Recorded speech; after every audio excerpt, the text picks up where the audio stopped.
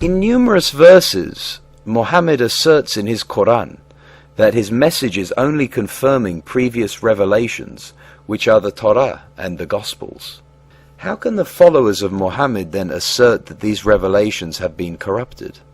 As you know, we encounter with the greatest of frustrations the Muhammadan mantra that the previous revelations, the Hebrew Bible and the New Testament, had been corrupted. They do so with extreme affront, but with the absolute conviction that this is the case, without ever understanding or thinking about the theological and historical consequences of such an obscene and unsubstantiated set of accusations. This allegation is publicly and gleefully declared by their allegedly most learned scholars and apologists for Muhammadan Islam, such as Zakir Naik and Ahmad Didat, for example. Like every other belief system, Muhammadan Islam had its detractors from its very birth, and, like every other belief system, it has its defenders. This chapter is a summary critique of some common Muhammadan defenses and the orthodoxy of those defenses with regard to the Quran. I demonstrate that in their zeal to defend their faith, Muhammadans deny important fundamental Quranic teachings. Muhammadan apologists have long been obeying the Quranic directive, Al-Nahl 16:1-5, to invite all to the way of the Lord, with wisdom and beautiful preaching, and argue with them in the ways that are best and most gracious. With this invitation, I shall address the intellectual defenses of Muhammadan Islam. The Quran is very clear about a number of facts. I would like to point them out to you. Allah's word cannot contain error and cannot change. Allah is said to preserve the Quran in surahs 15.9, 41.41-42, 85.21-22, 56.77-78, and later the words of Allah are said to be unalterable. Al-An'am 6.34. There is none that can alter the words and the decrees of Allah, and none can change His words. Let us together reflect here for a moment. If the Quran is true, and if Allah is the same as the God of Israel and Jesus, then what Allah inspires cannot change, nor can it be corrupted. So we ask the obvious question: are not the Torah and the Gospels repeatedly said to be inspired by Allah? Any Muhammadan who knows the Quran should know the answer.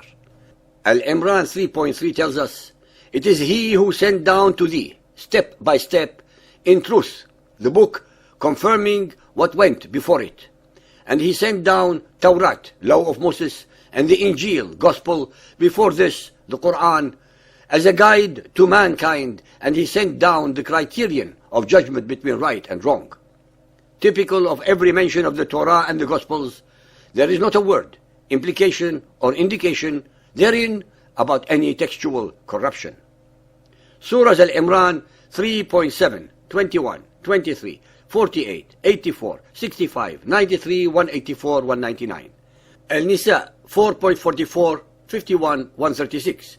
Al-Ma'idah 5.15, 43, 49, 57-59, 66-69, 113. Al-An'am 6.91, 154. Yunus 10.37, etc., etc., all confirm rather than repudiate the Torah and the Gospels. Al-Ma'idah 5.43-49, for example, starts off with a revealing passage. "But why do they come to thee for decision when they have Torah before them? Therein is the plain command of Allah, yet even after that they would turn away." وَكَيْفَ يُحَاكِمُونَكَ وَعِنْدَهُمُ التَّوْرَاتِ. From all the above, and beyond the shadow of a doubt, Muhammad believed without equivocation that the text of the Torah was divinely revealed and most certainly uncorrupted in the 7th century.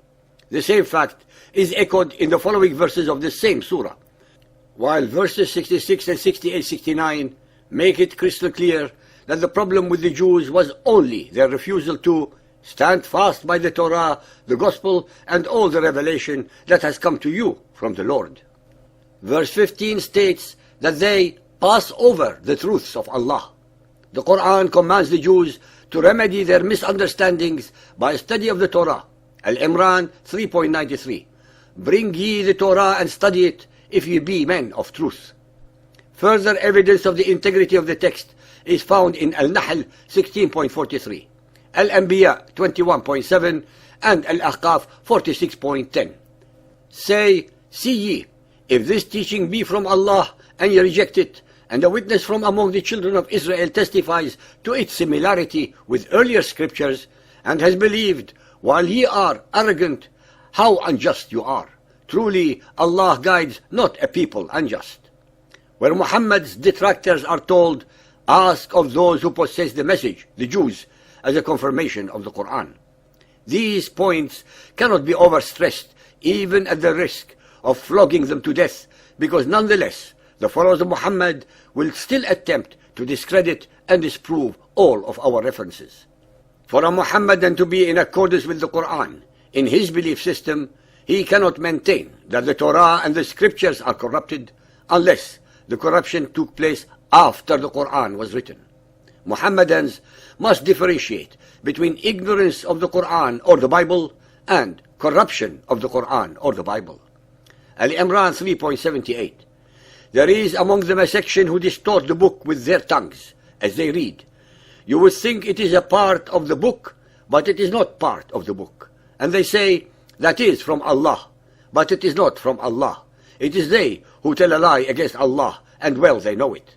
In his Quran, Muhammad already is accusing some of the people of the book of misrepresenting the meaning of the text of the Bible, but not of perverting it or tampering with the said text. When it comes to the Quran, Muhammadans are quick to point out that false teaching is not to be equated with textual corruption. A consistent interpretation of the Quran requires that the text used to support the textual corruption in the Bible should be treated similarly. The followers of Muhammad have an extremely unpleasant choice either way. The one fork in the road leads to historical inaccuracies between the revelations, since the Quran asserts that they are all inspired by Allah and are incorruptible. The other fork leaves them with an equally serious dilemma, as it gives them a Quran which says the word of Allah is uncorrupted, yet Muhammadans are belying that very revelation in their attempt to defend it. It leaves the Muhammadans with a God that cannot protect his word from interpolations and errors. Furthermore, the apologists who hold to the corruption of previous inspirations are left without a theological court of appeal when they are faced with proofs of textual corruption within the Quran itself, since there are such conclusions. They cannot announce that Allah's revelations are incorruptible while at the same time are defending the Quranic revelation by maintaining that Allah's words were allegedly corrupted regarding the Torah and Gospels. Clearly, this argument is not in accordance with the Quran and hence is not orthodox. Above prove that the Hebrew Bible and the Gospels were not corrupted before or during the life of Muhammad, then the followers of Muhammad have the unenviable task of proving that these books were corrupted after the death of Muhammad. They have to show at least one single original uncorrupted Hebrew Bible and one original uncorrupted set of Gospels upon which they are accusing the Christians and the Jews of having had their books perverted. They have to reveal to the world how this Herculean task was achieved, especially since the Christian priests and the Hebrew rabbis do not agree upon their interpretations of the Messianic era or the Messiah. They have to explain how it was possible to corrupt all these books in every language on all the continents known to man at that time. They have to tell us when in historical time this was achieved and how it was possible to rewrite all of these books again in all these languages.